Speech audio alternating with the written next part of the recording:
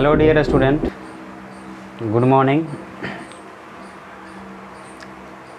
आज हम लोग लाइव क्लास सही से नहीं हो पाया था क्योंकि टेक्निकल इशू के कारण कुछ प्रॉब्लम हुई है, जिसके कारण हम लाइव क्लास जो है पोस्टपोन कर दिए हैं।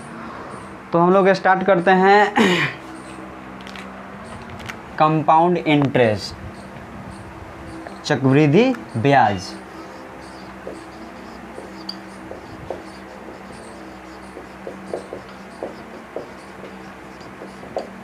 इसको हिंदी में बोलते हैं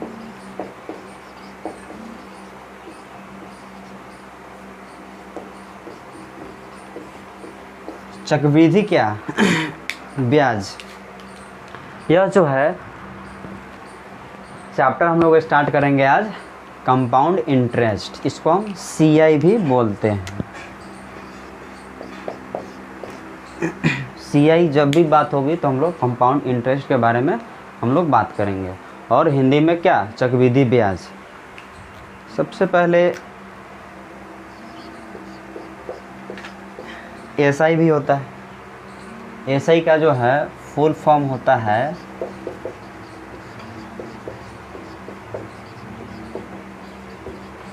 सिंपल इंटरेस्ट।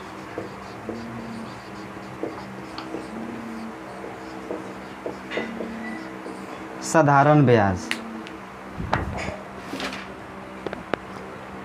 ठीक, साधारण ब्याज। तो देखिए, साधारण ब्याज और एक होता है चक्रवृद्धि ब्याज, ठीक, यानी सिंपल इंटरेस्ट और कंपाउंड इंटरेस्ट। अब हम बात करते हैं कि सिंपल इंटरेस्ट क्या होता है और कंपाउंड इंटरेस्ट क्या होता है।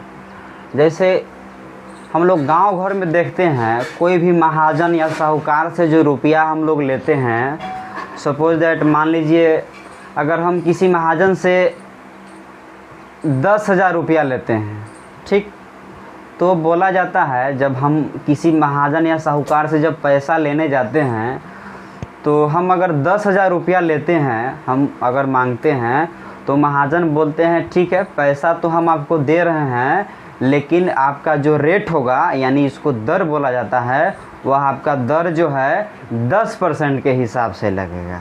10,000 रुपया आपको तो हम देंगे, लेकिन उसका रेट जो है 10,000 लगेगी।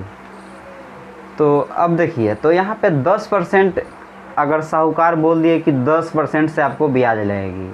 अब बात आता है कि हम लोग जो गांव घर में जो पैसा लेते हैं, तो वह जो दर जो लगती है, रेट जो लगता है, वह मंथली बेसिस पे लगता है, ठीक है, मंथली के हिसाब से लगता है।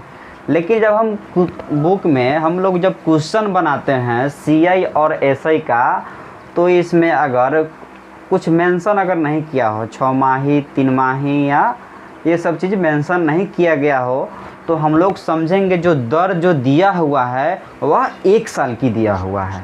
यानी कहने का अर्थ ये हुआ कि जो बुक में जो रेट दिया हुआ होता है, अगर कुछ मेंशन नहीं करता है तो समझेंगे हम, अगर रेट दिया है तो 1 साल का दिया हुआ है, यानी 10% है, तो इसका अर्थ हुआ कि साल में क्या 10% ब्याज लगेगी, ठीक है। अगर हम लोग जो साहूकार के पास लेते हैं तो गांव घर में जो ब्याज पे चलता है वह मंथली बेसिस पे चलता है। आपको पता है 10,000 रुपया लेने गए तो महाजन ने बोले कि क्या, कि यह जो ब्याज है आपको 10% मंथली पे लगेगा, ठीक। तो अब देखिए 10,000 रुपये का अगर बोला जाएगा आपके, जैसे सपोज दैट आपके पिताजी ब्याज लिए किसी महाजन से, बोले कि बाबू कि बेटा बताओ कि 10,000 रुपया लिए हैं और ब्याज जो है वो बताए हैं कि 10% है, तो 5 महीना का ब्याज कितना हुआ, ठीक। अब देखिए, कहने का अर्थ है कि 10% बाबूजी जाकर पैसा लिए हैं, तो 10% का अर्थ है बाबू, हम 10% लिख दिए, ठीक। तो 10% का अर्थ होता है बाबू, इतना तो मालूम है, 10 को 10 लिखेंगे, और परसेंट को अगर हम हटाते हैं तो हम क्या करते हैं, या बटे में 100 से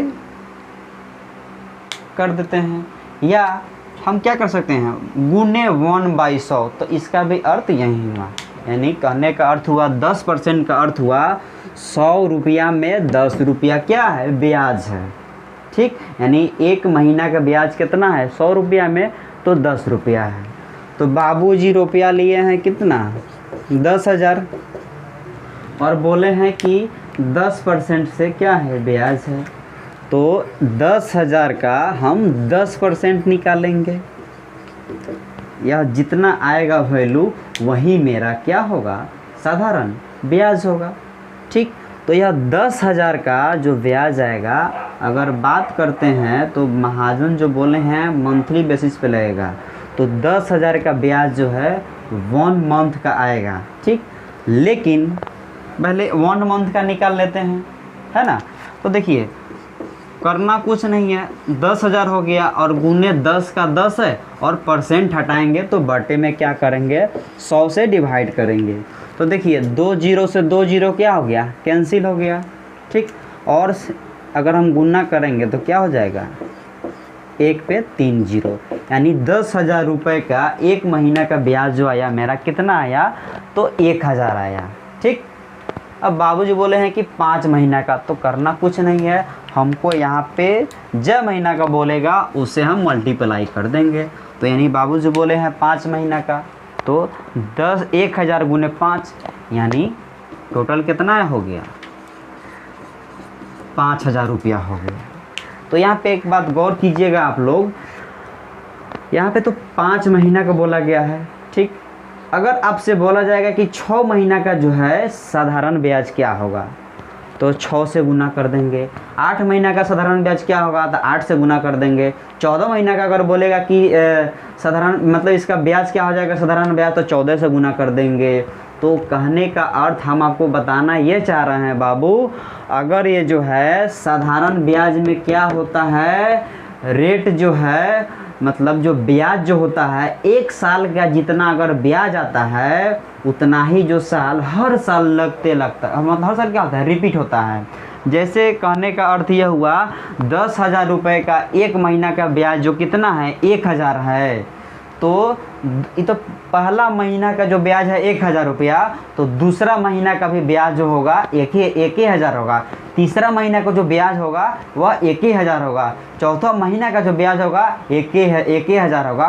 पाँचों महीना का जो ब्याज होगा 1,000 होगा। तो यह जो क्या है, यह जो ब्याज आया बाबू क्या है, यह साधारण ब्याज है। आप लोग समझ गए। ठीक है, तो एक और तरीका बता रहे हैं। तो देखिए एक तो मालूम चल गया कि साधारण ब्याज क्या है, तो इससे हम लोग करने के बाद क्या मालूम चल रहा है कि यानी साधारण ब्याज जो है हर साल जो है सेम ही होती है, बदलती नहीं है। और चक्रवृद्धि ब्याज जो होता है हर महीना या अगर हर साल का निकालते हैं तो वह अलग अलग होते चला जाता है। ठीक है, यानी बढ़ते चला जाता है। उसमें क्या है ब्याज का ब्याज, ब्याज का ब्याज, ब्याज का ब्याज लगने लगता है। जैसे हम लोग जो बैंक में अगर लोन लेते हैं तो बैंक जो हमको कर देती है, तो वह जो कर देती है वह चक्रवृद्धि ब्याज पे देती है। ठीक, तो आप लोगों ने तो ऐसे समझ गया। ठीक, अब हम लोग चक्रवृद्धि ब्याज के बारे में अब हम लोग थोड़ा उसके बारे में हम लोग चर्चा कर लेते हैं। अब देखिए, अब हम लोग गए बैंक मैनेजर ने हम लोगों को बात की है, तो हम लोग को लोन मिल गया जो है कितना 10,000 रुपया हमको लोन मिल गया है। ठीक, अब जो ब्रांच मैनेजर जो है वो बोल रहे हैं कि आप लोग को ब्याज जो लगेगी कितना से लगेगी 10% से। यह रेट हो गया, रेट में यानी क्या हो गया दर हो गया। और पी क्या है प्रिंसिपल है, मूलधन है। पी क्या है प्रिंसिपल और क्या है मूलधन है। तो देखिए हम एक डाटा बना लेते हैं। ठीक, फर्स्ट ईयर हो गया,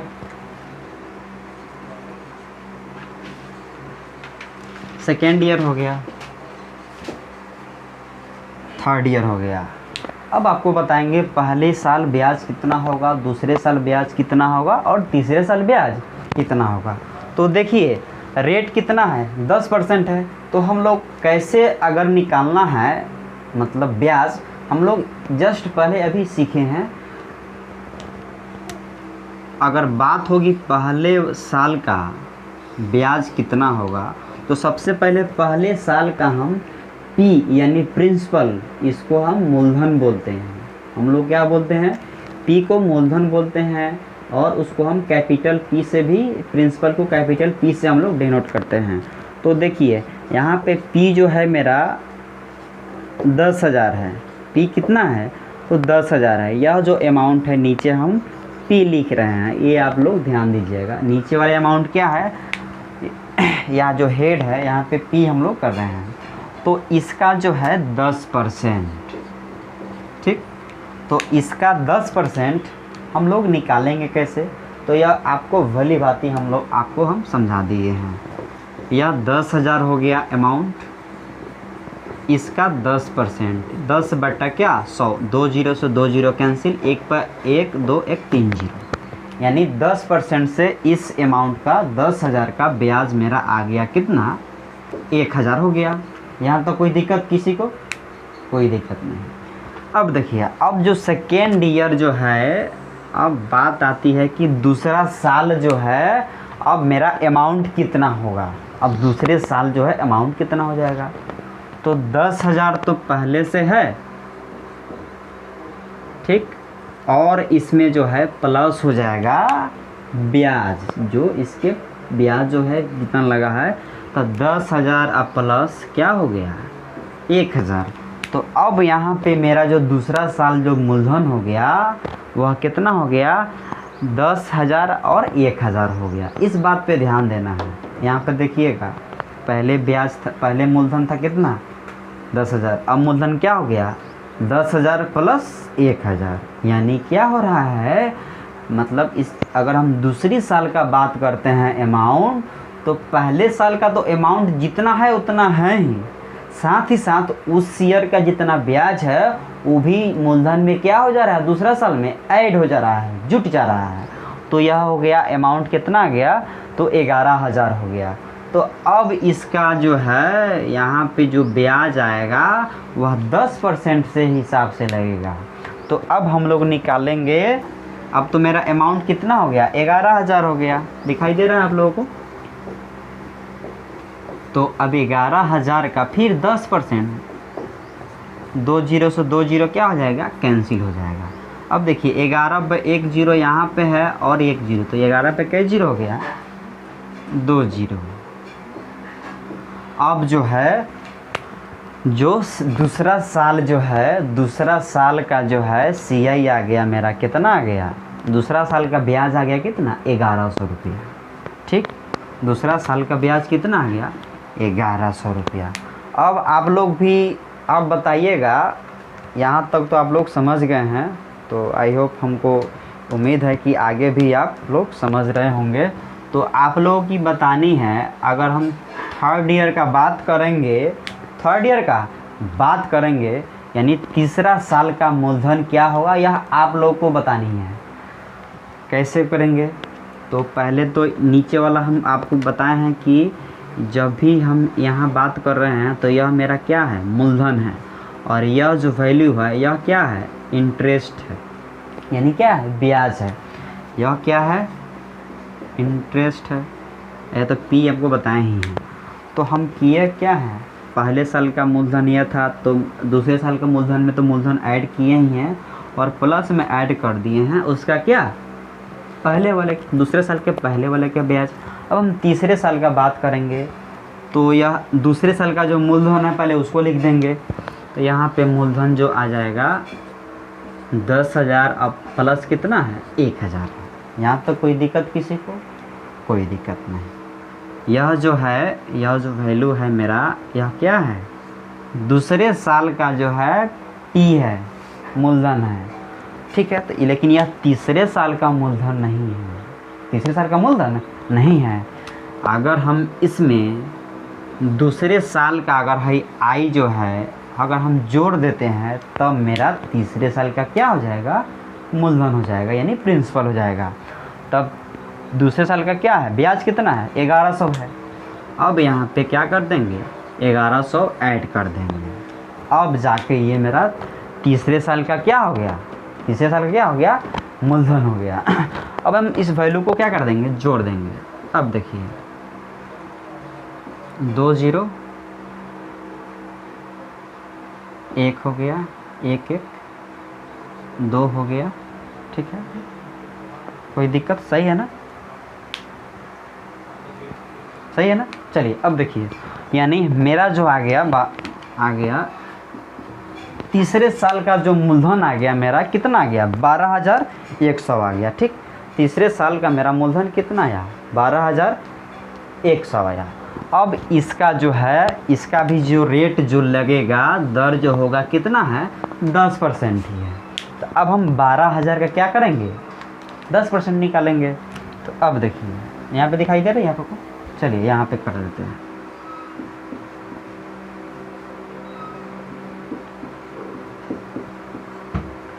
दो जीरो से 2 जीरो कट जाएगा, ठीक। अब जो देखिएगा, जो तीसरे साल का जो ब्याज आ गया मेरा, वह कितना आ गया? 1210 रुपया हुआ। कितना हो गया? 1210 रुपया हो गया, ठीक। यह जो मेरा वैल्यू है, आपको क्या बताएं, यह मेरा जो वैल्यू है या इंटरेस्ट है। यहाँ तक कोई दिक्कत आप लोगों की? तो अब देखिए, आप लोग एक बात गौर कीजिएगा, यह पहले साल का ब्याज है और यह दूसरे साल का ब्याज है, और यह क्या है? तीसरे साल का ब्याज है। जब हम साधारण ब्याज का बात कर रहे थे तो हम सिर्फ 1 साल का ब्याज निकाले हैं। उसमें बोला है 2 महीना का निकालिए, 3 महीना का, 5 महीना का, 4 महीना का, जितना महीना का बोला था तो हम डायरेक्ट 1 साल के, 1 महीना के या 1 साल के ब्याज में उतना से मल्टीप्लाई कर दिए हैं। तो यहाँ तो कोई दिक्कत नहीं है। लेकिन अगर चक्रवृद्धि ब्याज का बात कर रहे हैं तो भाई यहाँ पे 1 साल का ब्याज आया कितना? 1,000 आया। दूसरे साल का ब्याज 1,100 आ गया। तीसरे साल का ब्याज क्या आ गया? 1,210 रुपया हो गया। तो यहाँ पे तो क्या कर रहा है? चक्रवृद्धि ब्याज जो है, यहाँ पे ब्याज वेरी कर रहा है, यानी बढ़ते जा रहा है कि नहीं? इक्वल जा नहीं रहा है। इसलिए हम तो इसको मल्टीप्लाई ऐसा तो हम नहीं कर सकते हैं, है कि नहीं? साधारण ब्याज की तरह 1 साल का निकाल ले और 5 से 6 से गुना कर दिया, निकल गया। लेकिन इसके लिए हमको क्या करनी पड़ेगी? हमको निकालने पड़ेगी, है कि नहीं? इसका कोई ट्रिक नहीं है। तो कहने का अर्थ ये समझ गए ना आप लोग, चक्रवृद्धि ब्याज जो होता है, ब्याज का ब्याज लगता है। हम 10,000 रुपया ब्याज लिए हैं बैंक से और 10% का ब्याज लगा है, तो 1 साल हो गया है कितना? 1,000 रुपया ब्याज हो गया है। और यह दूसरा साल जो है ब्याज, दूसरा साल मूलधन बदल गया है। पहले साल ब्याज कितना, मूलधन कितना था? 10,000 था। तो बैंक बोलती है कि दूसरे साल जो मूलधन जो हो जाएगी, वह 1 साल का जो ब्याज होगा उसमें क्या हो जाएगा? जुट जाएगी। तो यानी 10,000 तो मूलधन थी ही और उसमें 1,000 रुपया जुट गया, तो दूसरे साल का मूलधन ये हो गया। अब जो है दूसरा साल का ब्याज लगेगा आपको 11,000 पे ब्याज लगेगा। तो 11,000 का 10% से ब्याज आया कितना? 1,100 रुपया आ गया, ठीक। अब जो है तीसरा साल जो मूलधन जो हो गया, 11,000 तो है ही, और साथ में आप दूसरा साल का ब्याज जोड़ दीजिए, तो कितना आ गया? 12,100 हो गया। अब जो तीसरा साल का मूलधन जो हो गया कितना हो गया? 12,100 हो गया। तो अब जो ब्याज लगेगा इसका भी 10% से ही लगेगा। रेट तो सेम ही लगेगा, लेकिन मूलधन यहाँ पे क्या हो जाएगा? ब्याज भी है उसमें जुट जाता है, पर ईयर का ब्याज जुट जाता है और नए मूलधन बन जाता है। तो 12,100 का ब्याज आ गया कितना? 1,210 रुपया आ गया। 1200 कितना आ गया? 10 रुपया आ गया। यहाँ तक कोई दिक्कत आप लोगों को? आप लोग अच्छी तरह से समझ गए ना? यहाँ तो कोई दिक्कत नहीं है। तो चलिए नोट कर लीजिए जिनको नोट करना है, उसके बाद हम लोग फिर आगे चलेंगे।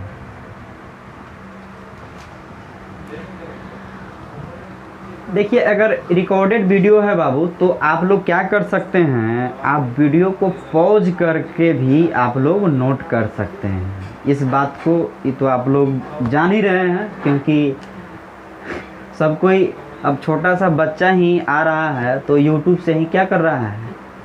मोबाइल दे दीजिए तो वो क्या हो जा रहा है? चुप हो जा रहा है कि नहीं? बचपन से ही अब चल रहा है। तो ठीक है, हम लोग यहाँ पे मिटाते हैं। यहाँ तक तो कॉन्सेप्ट आप लोगों को क्लियर होगी। चलिए, साधारण ब्याज क्या होता है और चक्रवृद्धि ब्याज क्या होता है, यानी चक्रवृद्धि ब्याज क्या होता है, सिंपल इंटरेस्ट और चक्रवृद्धि ब्याज मतलब कंपाउंड इंटरेस्ट के बारे में हम लोग क्या कर लिए, अच्छे से जान लिए, ठीक। अब चलिए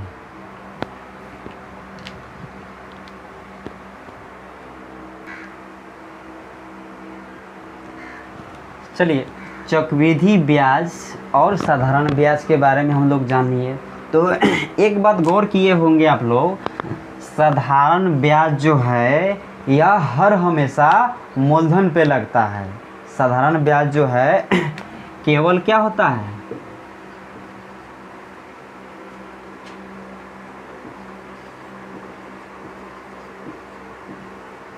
साधारण ब्याज केवल मूलधन पर लगता है, यानी साधारण ब्याज जो है प्रिंसिपल पे लगता है। साधारण ब्याज जो क्या होता है केवल मूलधन पर लगता है। और चक्रवृद्धि ब्याज में देखे हैं हम लोग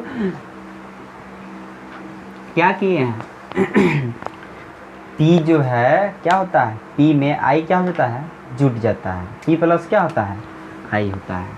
कंपाउंड इंटरेस्ट जो होता है पी प्लस क्या होता है, आई होता है, यानी मूलधन और प्लस ब्याज। इसमें सिर्फ ब्याज जुटते जाता है। ये जो है चक्रवृद्धि ब्याज जो होता है उसमें क्या करते हैं, मूलधन में ब्याज को हम जोड़ते चले जाते हैं। ठीक है, चलिए अब हम लोग कुछ क्वेश्चन एक दो करते हैं, मिटाते हैं इसको। अब हम लोग सीआई पे बात करते हैं। पहले सीआई स्टार्ट करेंगे।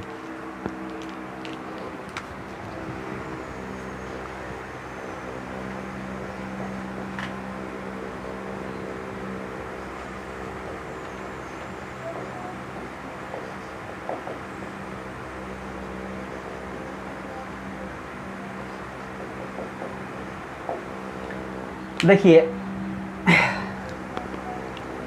पी जो है, तो यहाँ पे पी क्या है आप लोग समझ गए होंगे। पी जो क्या है, प्रिंसिपल है। और इसको हिंदी में हम क्या बोलते हैं, तो मूलधन बोलते हैं। इसके बाद से हम मूलधन नहीं लिखेंगे, ओनली क्या लिखेंगे, पी लिखेंगे। तो पी लिखेंगे तो आप लोग समझ जाना है क्या है, मूलधन है। जब भी पी के बात होगी, चर्चा होगी, तो समझना क्या है, मूलधन के बारे में बोला जा रहा है। आर जो होता है, आर क्या होता है, तो आर जो होता है रेट होता है। इसको हिंदी में क्या बोलते हैं, हिंदी में इसको दर बोलते हैं। ठीक, तो आर हमको लगता है सबको ही पढ़े होंगे, आर जो दर होता है। और टी तो सबको ही मालूम है, टी क्या होता है, तो टाइम होता है, यानी इसको हिंदी में क्या बोलते हैं, तो समय बोलते हैं। ठीक, और सी आई तो मालूम ही है, चैप्टर ही स्टार्ट किए हम लोग, क्या है, चक्रवृद्धि ब्याज है।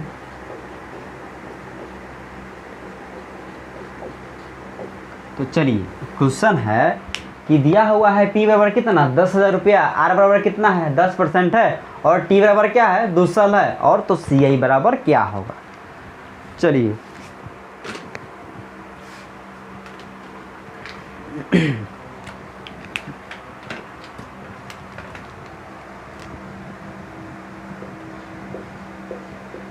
दो साल है, पहले साल कितना है, 10% है, दूसरे साल भी कितना है, 10%। ठीक, यहाँ पे P मेरा कितना है, तो P यहाँ पे 10,000 है।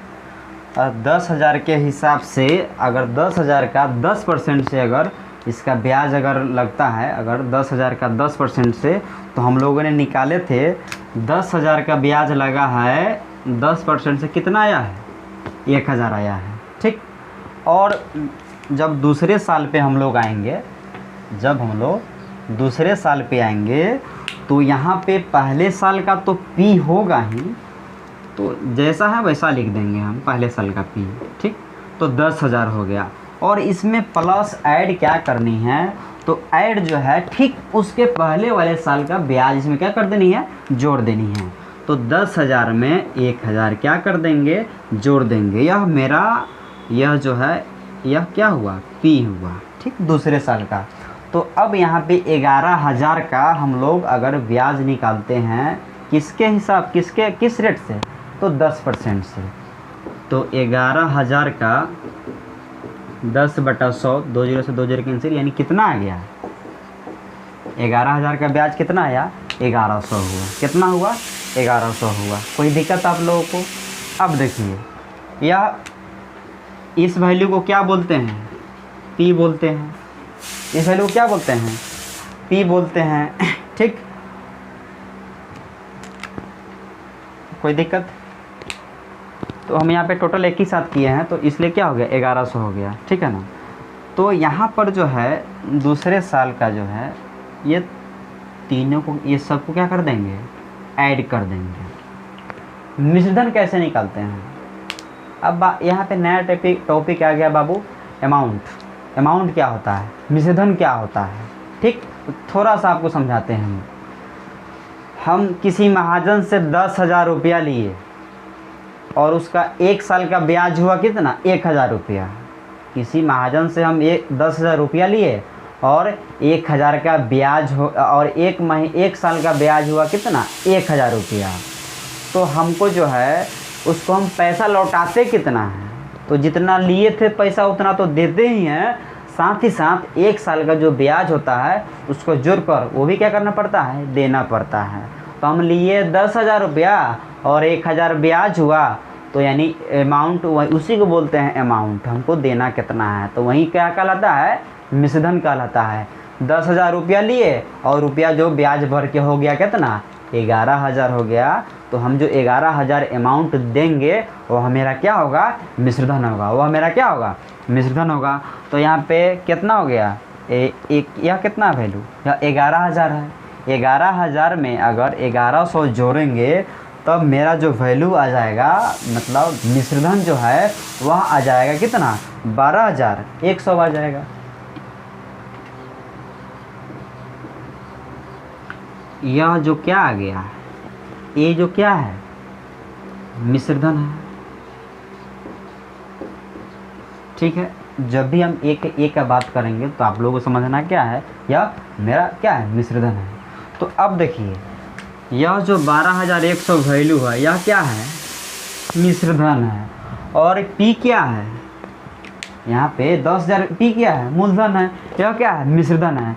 तो मूलधन और मिश्रधन का जो अंतर होता है बाबू, मूलधन और क्या है, मिश्रधन का जो अंतर होता है, डिफरेंस जो होता है, वही क्या कहलाता है, CI होता है। वही क्या आता है, CI आता है। मतलब टोटल जो चक्रवृद्धि ब्याज जो होता है, मूलधन और मिश्रधन का अंतर ही होता है क्या, चक्रवृद्धि ब्याज होता है। तो 12,100 और 10,000 का डिफरेंस अगर निकालेंगे तो मेरा यहाँ पे क्या आ जाएगा, 2,100 रुपया आ जाएगा। यानी चक्रवृद्धि ब्याज क्या हो जाएगा, 2,100 रुपया हुआ। यह 2,100 कैसे है, अब देखिए 1,000 क्या है, 1 साल का ब्याज कितना है, 1,000 और 1,100 कितना हो गया, 1,000 और 1,100 कितना हो गया, 2,100 हो गया। यानी यह जो टोटल अमाउंट है, देखिए टोटल ब्याज ही क्या कहलाता है, CI कहलाता है। यानी कितना हो गया, 2,100 हो गया। और एक भी ये भी बात जानेंगे कि P और A का डिफरेंस CI होता है। मूलधन और क्या, मिश्रधन का अंतर जो क्या होता है, तो चक्रवृद्धि ब्याज क्या होता है। यहाँ पे CI के बराबर बता दिए हैं बाबू, CI यहाँ पे क्या है, चक्रवृद्धि ब्याज है। A के बारे में बता दिए, A क्या है, मिश्रधन है। ठीक, समझ गए आप लोग, ठीक है, नोट कर लीजिए। एक तरीका ये था, अब हम इसको हम एक और तरीके से बनाएंगे। कैसे बनाएंगे, अब उसके बारे में हम लोग क्या करेंगे, डिसाइड करेंगे। अब देखिए मिटाते हैं इसको,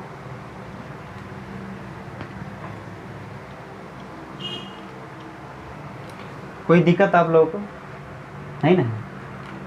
तो देखिए सबसे पहले क्वेश्चन में अगर दिया हुआ है, अगर R दिया हुआ है तो R कितना दिया हुआ है, 10% दिया हुआ है। तो देखिए एक बात आप लोग गौर कीजिएगा, सबसे पहले R दिया हुआ है 10% है, तो सबसे पहले हम R का जो है फ्रैक्शन निकालेंगे। R का क्या निकालेंगे, तो फ्रैक्शन निकालेंगे। R के क्या निकालेंगे, फ्रैक्शन निकालेंगे। तो सबसे पहले देखिए R जो बराबर कितना है, 10% है। तो हम इसका सबसे पहले तो परसेंट हटाएंगे। तो 10 का हम बताए हैं, जब परसेंट बाबू हटाते हैं तो गुने में जो है 1/100 लिखते हैं। तो 10 दहिया क्या होता है, 100 होता है। यानी 1/ कितना आया, 10 आया। यानी 10% का फ्रैक्शन कितना होता है, 1/10 होता है। दूसरे साल भी क्या है, 10% का फ्रैक्शन निकालेंगे तो कितना आएगा, 1/10 आएगा। तो देखिए यहाँ पे 2 साल की बात है। 10 रुपया में 1 रुपया क्या है, ब्याज है। अगर यह बात अगर आप लोगों की नहीं समझ में आती है तो एक बार फिर से गौर कीजिएगा। 10% का अर्थ हम क्या बताए थे कि 10 बटा क्या 100 लिख सकते हैं। इसका अर्थ ये था कि 100 रुपया में 10 रुपया क्या है, ब्याज है। 100 रुपया में 10 रुपया क्या है, ब्याज है। तो यह तो क्या है 10% का 10% ही क्या है, इसका फ्रैक्शन है। तो यहाँ 100 में 10 रुपया ब्याज था तो उसका फ्रैक्शन तोड़े हैं, तो यहाँ पे ही क्या है 10 रुपया में 1 रुपया क्या है, ब्याज है मेरा। 10 रुपये में 1 रुपया क्या है, ब्याज है मेरा। ठीक, 10 रुपये में 1 रुपया क्या है, ब्याज है। दिखाई दे रही है कि ना वहाँ पे? अगर दिखाई नहीं दे रही होगी तो यहाँ ये दिखाई दे रहा है ना। तो देखिए यही जो है 10% का फ्रैक्शन निकालने हैं तो कितना यहाँ 1/10 हुआ है, यानी 10 रुपया का ब्याज 1 साल में 1 रुपया हो जा रहा है। तो 10 रुपया से बढ़ के कितना हो जा रहा है, 10 रुपया है 1 साल में कितना हो जा रहा है, तो 1 रुपया बढ़ रहा है, यानी 10 रुपये बढ़ के कितना हो जा रहा है, 11 रुपया हो जा रहा है कि नहीं। 1 साल में 10 रुपया बढ़ के कितना हो जा रहा है, 11 रुपया हो जा रहा है कि नहीं। फिर दूसरा साल भी है, ये 10 रुपया बढ़ के दूसरा साल कितना हो जा रहा है, 11 हो जा रहा है। ठीक है ना, 2 साल के बाद था तो 10 रुपया बढ़ के 11 रुपया हो गया, फिर 10 रुपया बढ़ के कितना हो गया, 11 रुपया हो गया। अब देखिए करना कुछ नहीं है, क्या करना है, इस दोनों को गुना करके यहाँ लिख देना है और इस दोनों को गुना करके यहाँ लिख देना है। ठीक, तो क्या हो जाएगा 10 दहिया 100 हो जाएगा, और 11 में 11 से गुना करेंगे तो क्या हो जाएगा 1 to 1 क्या हो जाएगा 121 हो जाएगा। ठीक, अब देखिए तो यहाँ पर जो ये वैल्यू है 100 जो है यह क्या है, 100 जो है यह जो है यह मेरा आंसर नहीं है, यह मेरा जो है यह 100 जो है यूनिट है मेरा, यह 100 क्या है यूनिट है मेरा, यह 100 क्या है यूनिट है मेरा। तो यह जो होता है यह वैल्यू जो होता है यह P होता है, और यह वैल्यू जो होता है यह क्या होता है अमाउंट होता है। ध्यान से देखिएगा, यह जो होता है यह जो है इस दोनों को इसको मल्टीप्लाई करके यहाँ पे जो लिखते हैं तो यह जो प्रिंसिपल होता है यानी यह क्या होता है मूलधन होता है, और यह जो वैल्यू होता है यह क्या होता है, यह मिश्रधन होता है। यह क्या होता है, मिश्रधन होता है। और हम बताए हैं आपको मिश्रधन और मूलधन का जो अंतर होता है वही क्या कहलाता है, तो CI कहलाता है। तो 121 और 100 का अंतर कितना होगा, तो 121 और 100 का अंतर जो होगा वह क्या होगा 21 होगा। तो यहाँ पे देखिए 100 जो है यह एक्चुअल नहीं है, यह 100 यूनिट है। ठीक है ना, यह 100 क्या है यूनिट है, और 121 क्या है, यह भी यूनिट ही है। और यह मेरा CI या CI 21 नहीं है, यह 21 यूनिट है। अब यहाँ पे दिया, अब हम लोग देखेंगे यह तीनों वैल्यू में से क्वेश्चन में क्या दिया हुआ है, यह तीनों जो वैल्यू है इसमें से क्या दिया हुआ है। अब देखिए P है, P बराबर कितना दिया हुआ है 10,000 है कि नहीं। तो P बराबर 10,000 है और यहाँ पे P बराबर क्या है 100 यूनिट है। तो कहने का अर्थ ये हुआ कि 100 यूनिट जो बराबर है किसके 10,000 के, 100 यूनिट बराबर किसके है 10,000 के। तो हम यहाँ पे दिखाई दे रहा है यहाँ बोर्ड पे, तो 100 यूनिट जो है बराबर क्या है, यह 10,000 है। यह जो हुआ क्या हुआ, यह मेरा एक्चुअल हो गया, यानी 100 यूनिट बराबर कितना 10,000। अब क्वेश्चन में पूछ क्या रहा है ये पे ध्यान देना है। तो क्वेश्चन में बोला गया है कि CI बराबर क्या होगा यानी 21 यूनिट बराबर क्या होगा, है कि नहीं, 21 यूनिट बराबर क्या होगा। देखिए 100 यूनिट बराबर कितना है 10,000 है, तो क्वेश्चन में बोला है कि CI बराबर क्या होगा, तो यानी हमको 21 यूनिट का मान निकालना है। तो 100 यूनिट बराबर आया कितना 10,000 आया, तो 21 यूनिट बराबर क्या होगा। तो ध्यान से देखिएगा हम इसको कैसे बनाएंगे। तो देखिए अगर कहीं दिया हुआ है 100 यूनिट बराबर 10,000 है तो 21 यूनिट बराबर क्या होगा। तो इस केस में जो है पहले जो स्टेप होगा इसका और इसका जो है हम मल्टीप्लाई करेंगे, ये दोनों क्या कर देंगे, गुना करेंगे। तो देखिए 10,000 गुने कितना 21, और यह जो है 100 जो है 100 से यहाँ क्या करेंगे, डिवाइड करेंगे, तब जाके ये मेरा क्या हो गया 21 यूनिट बराबर निकल गया। यह क्या किए हैं, तो सबसे पहले 10,000 और 21 के क्या किए हैं, गुना कर दिए हैं, और 100 को क्या कर दिए हैं, इससे भाग दिए हैं। देखिए 100 से 2 जीरो क्या हो जाएगा, कट जाएगा। ठीक, अब 21 में 100 से गुना करेंगे तो क्या हो जाएगा, 2100 दिखाई दे रही है, यानी 21 यूनिट बराबर कितना आया, तो 2100 आया। तो यहाँ पे चक्रवृद्धि ब्याज जो है 21 यही तो क्या है, यही तो मेरा क्या है, CI है। तो यहाँ पे चक्रवृद्धि ब्याज कितना आ गया, तो 2100 रुपया आ गया। ठीक, अगर क्वेश्चन में इसमें तो चक्रवृद्धि ब्याज पूछा है आपसे, अगर आपसे बोला जाएगा कि नहीं आप जो है हमको मिश्रधन बताइए, मिश्रधन क्या होगा, आप ये बताइए कि मिश्रधन क्या होगा, आप ये बताइए कि मिश्रधन जो है वह मिश्रधन क्या होगा। तो देखिए करना कुछ नहीं है, 100 यूनिट बराबर हमको मालूम चल गया है कितना, 10,000 है।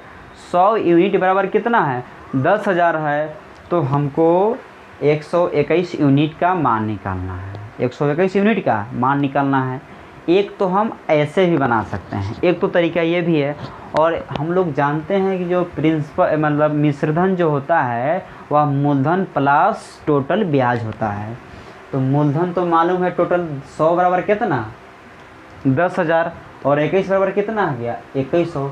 अगर इस दोनों वैल्यू को अगर हम जोड़ देते हैं तब मेरा क्या आ जाएगा, मिश्रधन आ जाएगा। हमको तो 121 यूनिट का मान निकालना था, हमको 100 यूनिट का मान मालूम है कितना 10,000, और 21 यूनिट का मान मालूम है कितना 2100 है।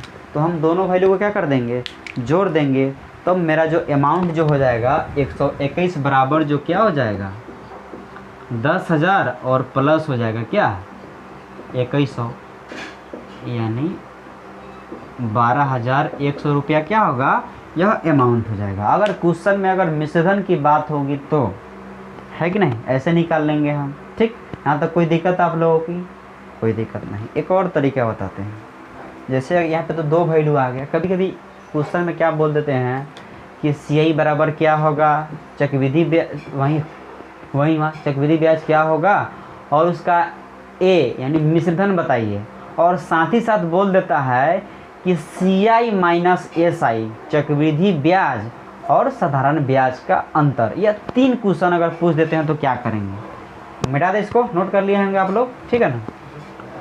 अब देखिए हमको एक बात मालूम है कि 100 यूनिट बराबर कितना है 10,000 है, 100 यूनिट बराबर कितना है तो 10,000 है। तो हम 1 यूनिट का मान निकालेंगे, 100 यूनिट बराबर अगर 10,000 है तो हम 1 यूनिट का मान निकालेंगे। ठीक, 100 यूनिट बराबर क्या है 10,000 है। देखिए 100 यूनिट बराबर 10,000 हो गया, तो हम 1 यूनिट का मान निकालेंगे। तो 1 यूनिट बराबर यहाँ भी सेम लॉजिक होगा, पहले 100 और 1 को मल्टीप्लाई करेंगे, यानी तीछा तारछी क्या करेंगे, गुना करेंगे। 10,000 गुने 1 और बट्टा में यह क्या आ जाएगा 100 हो जाएगा, 2 जीरो से 2 जीरो कैंसिल, यानी 1 यूनिट का मान कितना आया 100 रुपया आया। 1 यूनिट का मान कितना आया 100 रुपया आया। हम कहने आपको समझाना ये चाह रहे थे कि 100 यूनिट बराबर कितना है 10,000 है, तो 1 यूनिट बराबर कितना आ गया तो 100 रुपया आ गया। अगर क्वेश्चन में अगर सिर्फ एक क्वेश्चन पूछे जाते हैं तो आपको डायरेक्ट वैसे ही वैल्यू करना है। अगर 2 पूछते हैं जैसे CI बराबर क्या होगा, ए अमाउंट बराबर क्या होगा यानी मिश्रधन बराबर क्या होगा, और CI माइनस SI यानी चक्रवृद्धि ब्याज और साधारण ब्याज का अंतर क्या होगा, तब हमको ऐसे करना है। तो 1 यूनिट का मान निकालना है। अब जिसके बारे में बोलेगा उससे उसका निकाल देंगे। और जैसे बोला कि अगर आप चक्रवृद्धि ब्याज बराबर क्या बताइए क्या होगा, तो हम करना कुछ नहीं है, 21 यूनिट का मान निकालना है। हमको 1 यूनिट का मान मालूम है तो क्या करेंगे, 1 यूनिट का मान मालूम है, अगर 21 यूनिट का बोलेगा तो 21 से गुना कर देंगे, 5 यूनिट का बोलेगा तो 5 से गुना कर देंगे, 100 यूनिट के बारे में पूछेगा तो 100 से गुना कर देंगे, 1000 यूनिट के बारे में बोलेगा तो क्या करेंगे, उसमें हज़ार में 1 यूनिट से क्या कर देंगे, गुना कर देंगे। तो यहाँ 21 यूनिट बराबर पूछा है, तो 21 बराबर क्या होगा, 21 गुने 1 यूनिट का मान कितना है, तो 100 रुपया है। तो यहाँ पे क्या आ जाएगा, 2100 रुपया आ गया। ठीक, तो यह मेरा क्या है, चक्रवृद्धि ब्याज है। अगर बात करता है कि अमाउंट बराबर क्या होगा, तो अमाउंट हमको मालूम है कितना, 121 है। कितना है, 121। तो हम 121 बराबर क्या होगा, 121 बराबर क्या होगा, तो यहाँ कुछ नहीं करनी है, 121 में मल्टीप्लाई कर देना है, गुना कर देना है 1 यूनिट से। तो 1 यूनिट का मान कितना है, 100 है। तो 121 में 100 से गुना करेंगे तो मेरा पे क्या आ जाएगा, 12,100 हो गया। ठीक है, यहाँ तक आप लोग सब कोई समझ गए होंगे। तो आज हम लोग CI का जो है 1 क्वेश्चन बनाए हैं। इसमें फर्स्ट मेथड तो बताए ही हैं और सेकेंड मेथड ही बता दिए। अब जो आप लोग को जो थर्ड जो मेथड जो हम बताएंगे वह आपको मेरा नेक्स्ट वीडियो में मालूम चलेगा। ठीक है, जो भी स्टूडेंट या फ्रेंड है अगर चैनल को अगर सब्सक्राइब नहीं किए हैं तो आप लोग चैनल को सब्सक्राइब कर दें और बेल आइकन को प्रेस कर दीजिएगा। इससे होगा क्या कि जब भी आपका जो नेक्स्ट वीडियो हम अपलोड करेंगे या नेक्स्ट मतलब लाइव क्लास होगी या नोट्स प्रोवाइड करेंगे तो आपको नोटिफिकेशन में मालूम चल जाए। ठीक है दोस्तों, थैंक यू।